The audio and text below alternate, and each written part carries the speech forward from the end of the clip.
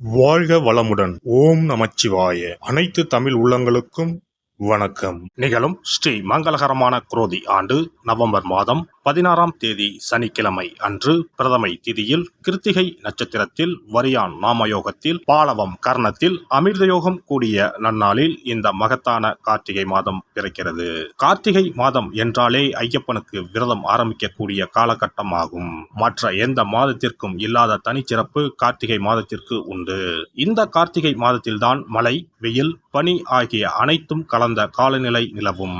கார்த்திகை மாதத்தில் கார்த்திகை தீபம், சோமவார விரதம், உமா மகேஸ்வர விரதம், கார்த்திகை ஞாயிறு விரதம், கார்த்திகை விரதம், விநாயகர் சஷ்டி விரதம், முடவன் முழுக்கு, கார்த்திகை மாத வளர்பிறை, துவாதசி, துளசி கல்யாணம் போன்ற வழிபாடுகள் மேற்கொள்ளப்படுகின்றன.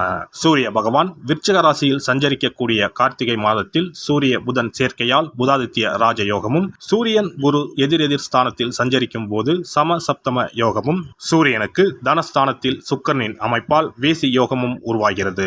இந்த கிரக அமைப்பினால் உங்கள் ராசிக்கு இம்மாதம் ஏற்படும் சுபம் மற்றும் அசுப பலன்கள் என்ன என்பதனையும், அசுப பலன் ஏற்படுமாயின் ராசிக்காரர்கள் செய்ய வேண்டிய பரிகாரம் என்ன, வழிபட வேண்டிய தெய்வம் யார் என்பதனை பற்றியும் விரிவாக காண்போம். பிறக்கப் போகும் இம்மாதத்தில் உங்கள் வாழ்வில் வளமும் நலமும் செல்வ செழிப்பும் பெற்று வாழ்வில் உயரிய நிலையை அடைய எல்லாம் வல்ல எம்பெருமானை வேண்டி விரும்பி கேட்டுக்கொள்கிறேன். தனுசு ராசி அன்பர்களே, நீங்கள் இறை நம்பிக்கை அதிகம் உடையவர்கள். இந்த மாதம் அனைத்து கடினமான பணிகளையும் எளிதாக செய்து முடிக்கும் சூழ்நிலை உண்டாகும். பணவரத்து உண்டாகும். உடல் ஆரோக்கியத்தில் கவனம் தேவை. வீண் செலவுகள் உண்டாகும். எதிர்ப்புகள் நீங்கி காரிய அனுகூலம் உண்டாகும். நீண்ட தூர பயணங்கள் மூலம் லாபம் கிடைக்கப் பெறுவீர்கள். எதிர்பார்த்த உதவிகள் கிடைக்கும். தொழில் வியாபாரத்தில் இருப்பவர்களுக்கு பழைய பாக்கிகள் வசூலாகும். கடன் பிரச்சனைகள் குறையும்.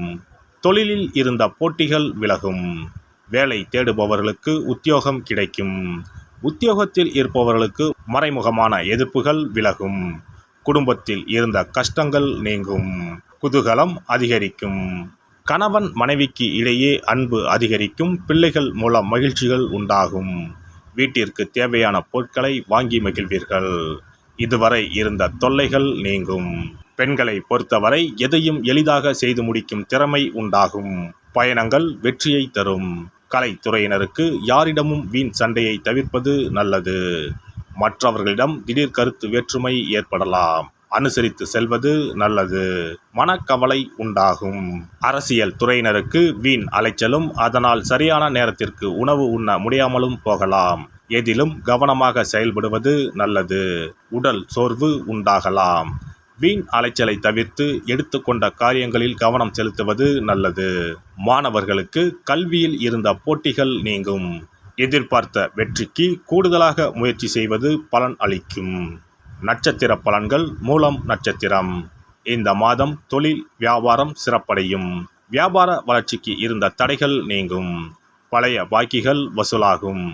அரசாங்கம் தொடர்பான விஷயங்கள் சாதகமாக முடியும். உத்தியோகத்தில் பதவி உயர்வு உண்டாகும். நீண்ட தூர பயணங்களால் காரிய அனுகூலம் உண்டாகும். சக பணியாளர்கள் மூலம் உதவியும் கிடைக்கப் பெறுவீர்கள்.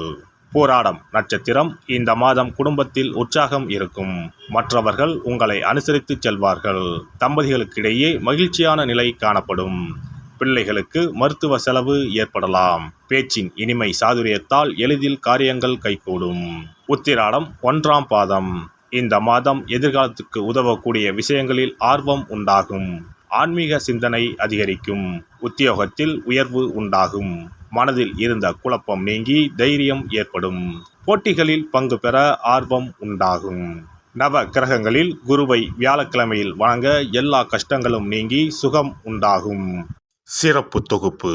கண் திருஷ்டிகள் அகன்று தடைப்பட்டு கொண்டிருக்கும் காரியங்கள் நிறைவேற செய்ய வேண்டிய பரிகாரம் என்ன என்பதனை பற்றி காண்போம்.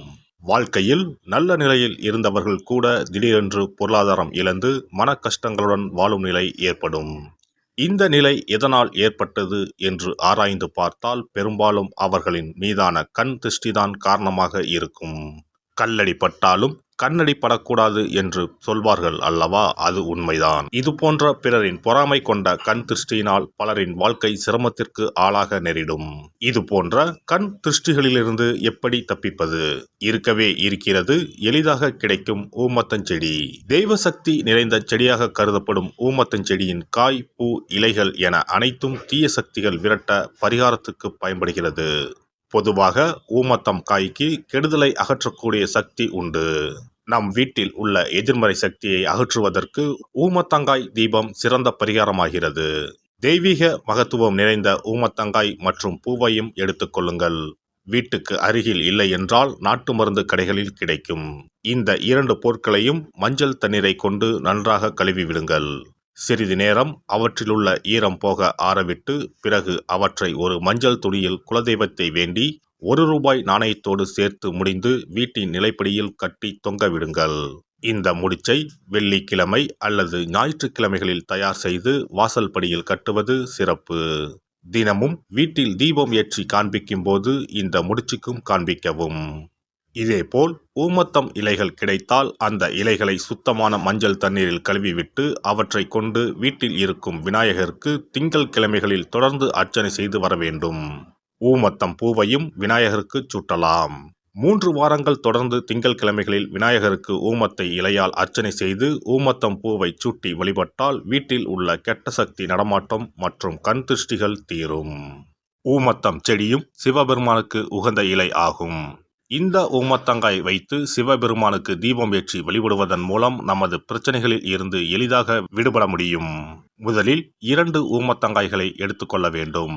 அவற்றின் மீது முட்கள் இருப்பதால் மிகவும் கவனமாக கையாள வேண்டும். ஊமத்தங்காயின் காம்பு பகுதிகளை வெட்டி கொண்டு கத்தியை பயன்படுத்தி ஊமத்தங்காயின் உள்ளே இருக்கும் விதை பகுதியை முழுவதுமாக நீக்கிவிட வேண்டும். பின்னர் 2 அகல் விளக்குகள் மற்றும் விளக்கு வைப்பதற்கான 2 தட்டுகளை எடுத்து சுத்தம் செய்து அவற்றிற்கு மஞ்சள் குங்குமம் போட்டு வைத்துக் கொள்ள வேண்டும். பின்னர் 2 தட்டின் மீதும் ஒவ்வொரு அகல் விளக்கை வைத்துக் கொள்ள வேண்டும்.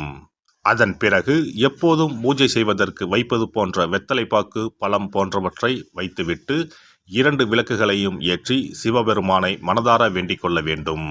எனக்கு இருக்கும் பிரச்சனைகள் அனைத்தும் தீர்ந்து இன்பமான வாழ்க்கை கிடைக்க வேண்டும் என வேண்டிக் கொள்ள வேண்டும். இந்த பூஜையை வெள்ளிக்கிழமை அன்று தொடங்கினால் தொடர்ந்து 9 வெள்ளிக்கிழமைகள் செய்ய வேண்டும். ஊமத்தங்காயின் மீது எவ்வாறு முட்கள் இருக்கிறதோ அதுபோல நமது வாழ்க்கையில் இருக்கும் முட்கள் போன்ற பிரச்சனைகளை அவை தீர்த்து வைக்கின்றன.